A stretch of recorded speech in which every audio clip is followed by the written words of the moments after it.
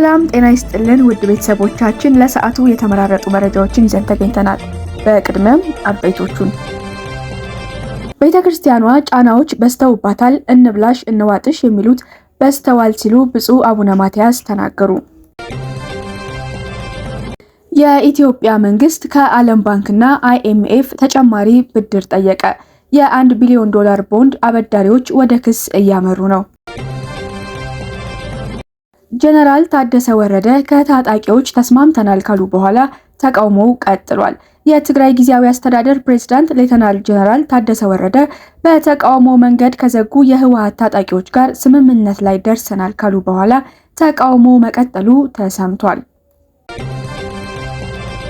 የኬንያው ፖለቲከኛ ራሂላ ኦዲንጋ ከዚህ ዓለም በሞት ተለዩ። ቀዳሚ ወዳደረግነው ዜና ስናልፍ ቤተክርስቲያኗ ጫናዎች በስተውባታል፣ እንብላሽ እንዋጥሽ የሚሉት በስተዋል ሲሉ ብፁዕ አቡነ ማትያስ ተናገሩ። በየቀኑ ካህናትና ምዕመናት ይገደሉብናል፣ አብያተ ክርስቲያናት ይቃጠሉብናል ሲሉም ወቅሰዋል። ኦርቶዶክሳዊት ቤተክርስቲያን ጫናዎች እንደበዙባት እንብላሽ እንዋጥሽ የሚሉ ማዕዷን ለረጅም ዘመናት የተካፈሉ ወገኖችም ጭምር እንደተበራከቱ ብፁዕ ወቅዱስ አቡነ ማትያስ ቀዳማዊ ፓትርያርክ ርዕሰ ሊቃነ ጳጳሳት ዘኢትዮጵያ ሊቀ ጳጳስ ዘአክሱም ወእጨጌ ዘመንበረ ተክለ ሃይማኖት ገለጹ። የሃይማኖት አባቶችና ምዕመናን በገዳማት ጭምር ግድያ እንደሚፈጸምባቸው በተደጋጋሚ የሚነገር ሲሆን ብፁዕ አቡነ ማትያስ በበኩላቸው በየቀኑ ካህናትና ምዕመን ይገደሉብናል፣ አብያተ ክርስቲያናት ይቃጠሉብናል ሲሉ ወቅሰዋል። ብፁዕነታቸው ይህን ያሉት በ44ኛው የመንበረ ፓትርያርክ አጠቃላይ ሰበካ መንፈሳዊ ጉባኤ ባደረጉት የመክፈቻ ንግግር ነው። በዘመንና ቦታ ባለመገደብ ሁሌም ስራችንን በጥበብ መስራት እንዳለብን ቢታወቅም ዛሬ ላይ ከምን ጊዜውን በበለጠ በጥበብ መመላለስ የሚያስፈልግበት ጊዜ ላይ እንገኛለን በማለትም ሁኔታዎች ለቤተ ክርስቲያኗ ፈታኝ እየሆኑ መምጣታቸውን አስረድተዋል። የዛሬዎቹ ችግሮች በአንድ አካባቢ ብቻ ያሉ ሳይሆኑ ዓለም አቀፍ ቅርጽ ያላቸው መሆናቸውን የጠቀሱት ብፁዕ አቡነ ማትያስ በሁኔታውም የክርስትና ሃይማኖት በአጠቃላይ በተለይም ደግሞ የኦርቶዶክሱ ወገን የችግሩ ገፈት ቀማሽ እንደሆነ እየተስተዋለ ነው ሲሉ ተደምጠዋል። እኛም የዚሁ ወገን አካል በመሆናችን የችግሩ ቀማሽ መሆናችን አልቀረም። በየቀኑ ካህናትና ምዕመናን ይገደሉብናል፣ አብያተ ክርስቲያናት ይቃጠሉብናል ነው ያሉት። የእምነትና የህሊና ነጻነት በእጅጉ የሳሳ ሆኖብናል። አስፈላጊ ጫናዎችም በስተውብናል። ከውጭና ከውስጥ በተቀነባበረ ስሌት የቤተ ክርስቲያናችንን ስም ማጥፋት የዕለት ተግባራቸው ያደረጉ አካላት ተበራክተዋል ሲሉም ተናግረዋል። ከነባሩና ረጅም ዘመን ካስቆጠረው የቤተ ክርስቲያኗ ሰፊ ማዕድ መካፈላቸውን የዘነጉን እንብላሽ እንዋጥሽ የሚሉት ወገኖች በስተዋል ያሉት ብፁዕነታቸው በዚህና በሌሎች መሰል ምክንያቶች አባቶች ተንቀሳቅሰው መስራት የማይችሉባቸው አጋጣሚዎች እየተፈጠሩ ነው ብለዋል። እነዚህን ፈተናዎች ለማለፍ ጥበብ ያስፈልጋል። ነገር ግን ጥበብን መከተል ማለት ዝም ብሎ ማለፍ ወይም አይተው እንዳላዩ ሆኖ መኖር ማለት አይደለም ሲሉም ምክረ ሐሳብ አቅርበዋል። ከሁሉ በፊት ችግሮቻችንና የችግሮቻችን መንስኤዎች በአግባቡ መረዳትና መለየት መቻል በጥበብ መመላለስ መሆኑን አስረድተው ራስን ለከፋ አደጋ በማያጋልጥ መልኩ የተለያዩ ስልቶችን በመጠቀም መሸጋገር መቻል ነው። በዚህ ዘመን እንዲህ ያለ ጥበብ መጠቀም የግድ ያስፈልጋል ሲሉም አብራርተዋል። በኢትዮጵያ ኦርቶዶክስ ተዋሕዶ ቤተክርስቲያን አገልጋይ የነበሩና አሁንም እያገለገሉ ያሉ አንዳንድ የሃይማኖት አባቶች የቤተክርስቲያኗን ስርዓት የሚያፋልስ ንግግር ሲያደርጉ በተለያዩ ወቅቶች መደመጣቸው ይታወሳል። ብፁዕ አቡነ ማትያስ በበኩላቸው ቤተክርስቲያኗ እየተፈተነች ያለችው ከውጭ ብቻ ሳይሆን ከውስጥም ጭምር መሆኑን ጠቅሰው ንጽሕትና ቅድስት ቤተክርስቲያናችን የቅድስና ሕይወት በፈሪሃ እግዚአብሔር የተቃኘ ስነ ምግባር ያላት ቤተክርስቲያን ናት። በአሁኑ ጊዜ ግን እነዚህ ሁሉ ቦታቸውን እየለቀቁ ያሉ መስለዋል ብለዋል። ቤተክርስቲያኗ ሲያስተምሩም ሆነ ሲማሩ፣ ሲመንኑም ሆነ ሲመነኩሱ፣ ሲቀድሱም ሆነ ሲያስቀድሱ ያለምንም ደመወዝ በራሳቸው አቅም በግብርና እየተዳደሩ ቤተክርስቲያንን በጥሩ ስብዕና በንጽሕና እና በቅድስና ጠብቀው ያስረከቡ እልፍ አላፍ አበው እንደነበሯት ገልጸው ዛሬ የተሻለ ኑሮና ደሞዝ እያገኘን እግዚአብሔርን እንደ ቀኑናው በጥንቃቄ ማገልገል አቅቶናል ሲሉም ወቅሰዋል። በዚህም ምክንያት ምዕመናን እየተሰናከሉ ነው። ሚዲያውም ስህተቶችን ወደ ውጭ በማውጣት ሰድቦ ለሰዳቢ እያዳረገን ነው ያሉት አቡነ ማትያስ ይህ የሆነው የቤተ ክርስቲያን ሀብት በአግባቡ በመያዝ ለታለመለት ዓላማ ማዋል ባለመቻላችን ነው። ይህ ችግር ባለበት ከቀጠለ ሌላ ጦስ ይዞብን እንዳይመጣ ሁነኛ ለከት ማኖር የግድ ይሆናል ነው ያሉት። የኢትዮጵያ ኦርቶዶክስ ተዋሕዶ ቤተክርስቲያን በተለይ ከቅርብ ጊዜ ወዲህ ውስጣዊና ውጫዊ ጫና እንደተበራከቱባት የሚነገር ሲሆን የሕገ መንግስቱ ድንጋጌ ተትቶ መንግስት በሃይማኖት ጉዳይ ጣልቃ እየገባ ነው የሚሉ ትችቶች በተደጋጋሚ ይሰነዘራሉ። ቤተክርስቲያኗ ከመስቀል አደባባይ የቦታ አይገባሽም ንትርክ እስከ ሌሎች የተረጋገጡ ችግሮችን ለመፍታት ያለመ ጥቁር ልብስ ትዕዛዝ፣ ከመንበረ ፓትርያርክ እስከ መንበረ ሰላማ የመገንጠል ችግር ብርቱ ገሃድ የወጡ ፈተናዎች ማስተናገዱ አይዘነጋም። በወቅቱ ከውስጧ ጭምር እየወጡ ስርዓቷንና ቀኖናዋን በሚጥስ መልኩ በየአደባባዩ የሚያብጠለጥሏት አካላት መበራከታቸውም ይታወቃል። የኢትዮጵያ መንግስት ከዓለም ባንክና IMF ተጨማሪ ብድር ጠየቀ። የ1 ቢሊዮን ዶላር ቦንድ አበዳሪዎች ወደ ክስ እያመሩ ነው። የኢትዮጵያ መንግስት ከዓለም ባንክና ከዓለም አቀፉ የገንዘብ ድርጅት IMF ተጨማሪ ብድር መጠየቁ ተሰምቷል። መንግስት ተጨማሪ ብድር መጠየቁ የተሰማው በዓለም ባንክ እና IMF ዓመታዊ ስብሰባ ጎን ለጎን በተካሄደው ውይይት ነው ተብሏል። በሁለቱ የገንዘብ ድርጅቶች ዓመታዊ ስብሰባ ላይ እየተሳተፈ የሚገኘው በገንዘብ ሚኒስቴሩ አህመድ ሺዴ የሚመራው ልዑክ ተጨማሪ የብድር ጥያቄን አቅርቧል። መንግስት ከሁለቱ አበዳሪ ድርጅቶች ከ15 ቢሊዮን ዶላር በላይ ብድር ተቀብሎ የገባው የማክሮ ኢኮኖሚ ማሻሻያ ለውጥ ማምጣቱን ልዑኩ አስረድቷል። ይሁን እንጂ ተገኝቷል የተባለው ለውጥ ለማስቀጠል መንግስት ከፍተኛ የገንዘብ ድጋፍ አስፈልጎታል የተባለ ሲሆን ለዚህም ዓለም ባንክና IMF ተጨማሪ ብድር እንዲያቀርቡ ተጠይቀዋል።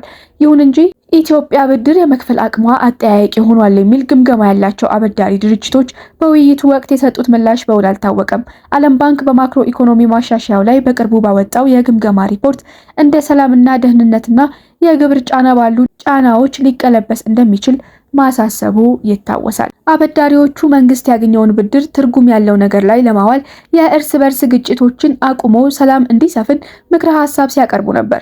ይሁን እንጂ የኢትዮጵያ ኢኮኖሚ በእጅጉ እየተፈተነ የሚገኘው የእርስ በርስ ግጭት አዙሪት አሁንም ተባብሶ ቀጥሏል። በሌላ በኩል መንግስት በተጨማሪ ብድር ለዓለም ባንክና IMF ሲጠይቅ የ1 ቢሊዮን ዶላር ቦንድ አቅራቢዎች ድርድር ያለ ስምምነት ተጠናቋል። የኢትዮጵያ መንግስት ባለፈው 2024 ዓ.ም ዋናው ዕዳ የሚከፈልበት የ1 ቢሊዮን ዶላር ከቁልፍ የቦንድ ባለቤቶች ቡድን ጉዳዩ ወደ ክስ ሊወስደው እንደሚችል አስጠንቅቋል። ሁለቱም ወገኖች ለአዲሱ ቦንድ እትም ዋናውን ዕዳ በ15% ቅናሽ በማድረግ በ850 ሚሊዮን ዶላር እንዲሆን የክፍያ የመጨረሻ ቀኑ እንደ አውሮፓውያን አቆጣጠር ሐምሌ 15 2029 እንዲሆንና ያለፉት 3 የወለድ ክፍያዎች በሙሉ 99.375 ሚሊዮን ዶላር እንዲከፈሉ በሚለው ላይ ተቀራርበው ነበር።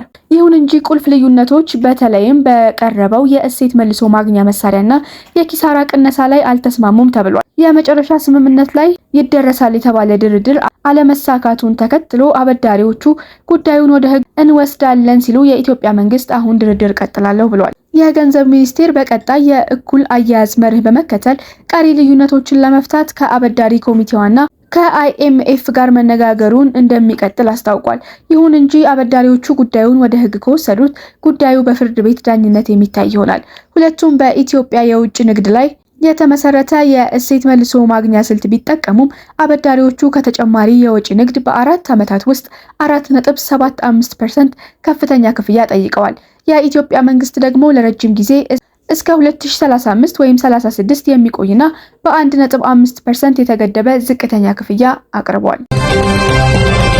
ጀነራል ታደሰ ወረደ ከታጣቂዎች ጋር ተስማምተናል ካሉ በኋላ ተቃውሞ ቀጥሏል። የትግራይ ጊዜያዊ አስተዳደር ፕሬዝዳንት ሌተናል ጀነራል ታደሰ ወረደ በተቃውሞ መንገድ ከዘጉ የህወሓት ታጣቂዎች ጋር ስምምነት ላይ ደርሰናል ካሉ በኋላ ተቃውሞ መቀጠሉ ተሰምቷል። ጀነራሉ ትላንት አመሻሽ ላይ በጽህፈት ቤታቸው በኩል ባወጡት መግለጫ የህወሓት ታጣቂዎች ባነሱት ተቃውሞ ላይ የመፍትሄ አቅጣጫ ተቀምጦ በሰላም አልቋል ብለው ነበር። ጊዜያዊ አስተዳደሩ ታጣቂዎቹ ከካምፕ ወጥተው በተቃውሞ ያነሷቸውን ጥያቄዎች ለመመለስ መስማማቱን በገለጸ ማግስት ተቃውሞ ተስፋፍቶ መቀጠሉ ተገልጿል። የህወሓት ታጣቂዎች ዛሬ ጥቅምት 5 ቀን 2018 ዓ.ም ለሶስተኛ ቀን መንገድ ዘግተው ተቃውሞ ማሰማታቸውን ቀጥለዋል ተብሏል። ከ3 ቀን በፊት በመቀሌ ከተማ የተጀመረው የታጣቂዎች ተቃውሞ ወደ ተለያዩ አካባቢዎች ተስፋፍቶ የቀጠለ ሲሆን የመቀሌ ውቅሮ መንገድ መዘጋቱ ተሰምቷል። በተመሳሳይ የራያ አላማጣ መሆኒ መቀሌ መስመር ዛሬ ረፋድ ጀምሮ በአካባቢው በሚንቀሳቀሰው የህወሓት አርሚ 43 ታጣቂዎች መዘጋቱ ታውቋል። እንዲሁም የሽረ እንዳቡግና ማይጸብሪ መንገድ በአርሚ 11 አባላት የህወሓት ታጣቂዎች መዘጋቱን የሚያመለክቱ መረጃዎች ከስፍራው ወጥተዋል። በመቀሌ ከተማ የጀመረው የታጣቂዎች ተቃውሞ በተለያዩ አካባቢዎች ተስፋፍቶ በተለያዩ አቅጣጫዎች ወደ ዋና ከተማው የሚያስገቡ መንገዶች ተዘግተዋል። የደሞዝ ጥያቄ መነሻ አድርጎ በመቀሌ ከተማ ከተማ የተጀመረው የታጣቂዎች ተቃውሞ መልኩን ቀይሮ መለወጡ በመላው ትግራይ ውስጥ ውጥረት ፈጥሯል ተብሏል። በደሞዝ ጥያቄ የተጀመረው የህወሓት ታጣቂዎች ተቃውሞ መልኩን ቀይሮ በራሱ አዛዦች ላይ ጭምር ተቃውሞ ወደ ማሰማት መሸጋገሩ እየተገለጸ ነው። እንዲሁም በጀነራል ታደሰ ወረደ አስተዳደር ላይ ጫና ወደ መፍጠር አዝማሚያ ማሳየቱ በህወሓት ውስጥ ተፈጥሯል የሚባለው ተጨማሪ ክፍፍል ማሳያ ተደርጎም እየተወሰደ ነው። ጀነራል ታደሰ የታጣቂዎችን የደሞዝ ጥያቄ ለመፍታት መስማማታቸውን በገለጹ ማግስት ተቃውሞ ተስፋፍቶ መቀጠሉ የህወሓት የውስጥ ሽኩቻ ማሳያ መሆኑ እየተገለጸ ይገኛል። በህወሓት ውስጥ በተለይም ከኤርትራ መንግስት ጋር ተባብሮ በመቀጠልና ከፌዴራል መንግስቱ ጋር መቀራረብ በሚል ልዩነቶች መኖራቸው ሲሰማ ነበር። በአንድ በኩል ከኤርትራ ጋር ጥምረት ፈጥረው በፌዴራል መንግስቱ ላይ ዳግም ጦርነት እንከፍታለን የሚሉ ቡድን መኖሩ ይነገራል። በሌላ በኩል ደግሞ ከኤርትራ መንግስት ጋር ተባብረው ጦርነት ለመክፈት ከፌዴራል መንግስት ጋር በድርድር መቀራረብ ይበጃል የሚል ቡድን መኖሩን ከራሱ ከህወሓት ቅርብ ሰዎች የሚወጡ መረጃዎች ያመለክታሉ። የታጣቂዎችን ተቃውሞ በእነ ሌተናል ጀነራል ጻድቃን ገብረትንሳኤ የሚመራው ትግራይ ለውጥ ኃይል ሊጠቀምበት እንደሚችል እየተገለጸ ነው። እነ ጀነራል ጻድቃን የሚመሩት የትግራይ ፖለቲካ ኃይሎች የለውጥ ፈላጊ ስብስብ በህዝባዊ እምቢተኝነት ህወሓትን ለመጣል እንቅስቃሴ እያደረገ ነው። ከውጪ የኬንያው ፖለቲከኛ ራይላ ኦዲንጋ ከዚህ ዓለም በሞት ተለዩ። ኦዲንጋ የአባታቸው ጃራሞጊ ኦዲንጋ የፖለቲካ አልጋ ወራሽ ተደርገው ይወሰዳሉ። ጃራሞጊ ከነጻነት በኋላ የመጀመሪያው የኬንያ ምክትል ፕሬዝዳንት ነበሩ። በወቅቱ ፕሬዝዳንት ከነበሩት ጆሞ ኬንያታ ጋር ባለመግባባታቸው ከመንግስት ኃላፊነታቸው እንደ አውሮፓውያን አቆጣጠር በ1966 ተለቀዋል። ጃራሞጊ ኦዲንጋ ከሶቪየት ህብረትና ከቻይና ጋር መቀራረብን መረጡ። ጆሞ ኬንያታ ደግሞ ከአሜሪካና ከሌሎች ምዕራባውያን ሀያላን መንግስታት ጋር ህብረት መፍጠርን መርጠዋል። አለመግባባቱ ተባብሶ ቀጥሎ ጃራሞጊ ኦዲንጋ ለ18 ወራት ታስረው በ1971 ዓ.ም ተፈቱ። ራይላ ኦዲንጋም የፖለቲካ እስረኛ ነበሩ። በኬንያ ለረጅም ጊዜ በእስር ላይ በማሳለፍ ይታወቃሉ። ከአንድ ፓርቲ አምባገነን አገዛዝ ጋር ባደረጉት ትግል ሁለት ጊዜ ከ1982 እስከ 1988 እና ከ1989 እስከ 1991 ታስረዋል።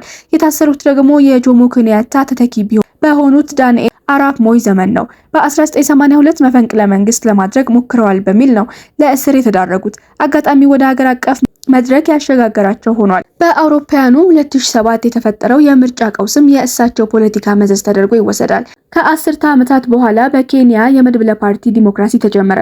ኦዲንጋ ዋናውን መንበር ለመያዝ በተደጋጋሚ ያደረጉት ሙከራ ፍሬ አላፈራም። በርካታ ጊዜም ምርጫው ተጭበርብሯል ብለዋል። ፕሬዝዳንት የነበሩት ምዋይ ኪባኪ የ2007 ምርጫን አጭበርብረዋል ማለታቸው ኬንያን ወደ ከፍተኛ ቀውስ ያመራት ነበር። ከምርጫው በኋላ በተነሳው ብጥብጥ 1200 ሰዎች ተገደሉ።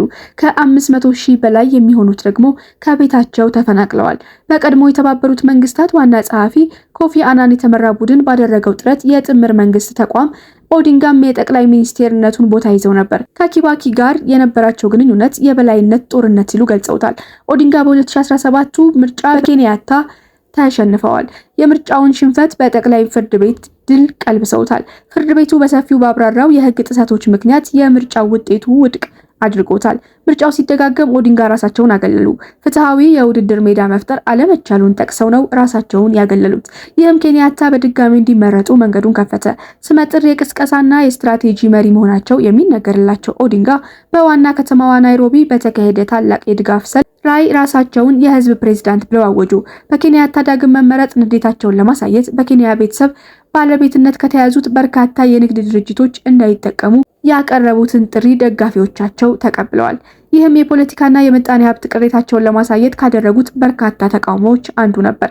ከተቃውሞዎቹ ጥቂቶቹ ወደ ሁከት ተቀይረው የሰው ህይወት ጠፍቷል። ከፍተኛ የምጣኔ ሀብት ውድቀትም አስከትለዋል። በ2018 በኦዲንጋና በኬንያታ መካከል እርቅ ወረደ። ከዚህ ወዲህ ህዝቡ በኑሮ ውድነት የተነሳ ከፍተኛ ቁጣ ቢያሳይም ኬንያ ትልቅ ተቃውሞ አላስተናገደችም። ሁለቱ ፖለቲከኞች የጠቅላይ ሚኒስቴርነት ቦታ መመለስን ጨምሮ በህገ መንግስቱ ላይ ሰፊ ለውጦችን ለማድረግ ቢልዲንግ ብሪጅ ኢኒሼቲቭ የተባለ የለውጥ ሀሳብ ይዘው ቀርበው ነበር።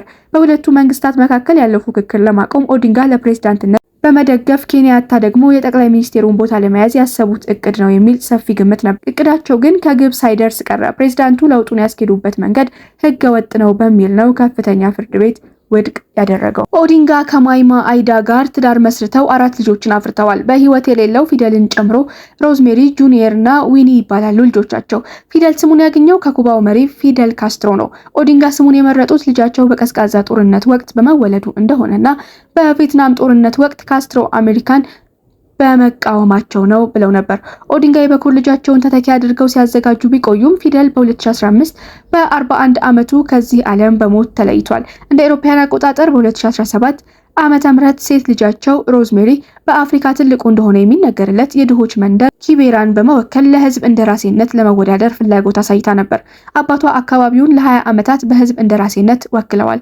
ልጃቸው በጤና ምክንያት ራሷን ከውድድሩ አግልላለች። የጋዝ ሲሊንደር አምራቹ ኢስት አፍሪካ ስፔክተር እና መቀመጫውን ኪሱሙ ያደረገው ሞላስስ ፕላንት በኩል የኤታኖል ዘርፍ ላይ መዋዕለ ንዋያቸውን አፍስሰዋል። የዘር ሐረጋቸው በኬንያ በትልቅነቱ 4ኛ ከሆነው ሉኦ ይመዘዛል። ኦዲንጋ ላለፉት 40 ዓመታት ለስልጣን እንደተንከራተተ የኬንያ ፕሬዝዳንት ለመሆን ቀን ከሌሊት እንደለፋ በ5 የምርጫ ውድድሮች ላይ ተሳትፎ ለሀገሩ እንደቃተተ ሳይቀናው አለፈ። ኦዲንጋ በ2025 ለአፍሪካ ህብረት ኮሚሽን ሊቀመንበርነትም ተወዳድረው ሳይሳካላቸው ቀረ። ራይላ ኦሞሎ ኦዲንጋ የገጠማቸው የልብ ህመም በህንድ ኮቺ ሲታከሙ ቆይተው በ80 ዓመታቸው ከዚህ ዓለም ድካም አርፈዋል። ውድ ቤተሰቦቻችን ለሰዓቱ የተመራረጡት መረጃዎች እነዚህ ይመስሉ ነበር። በየዕለቱ አዳዲስ መረጃዎች እንዲደርሷችሁ ቻናላችንን ላይክ፣ ሼር፣ ሰብስክራይብ በማድረግ ቤተሰብ እንዲሆኑን እንጋብዛለን።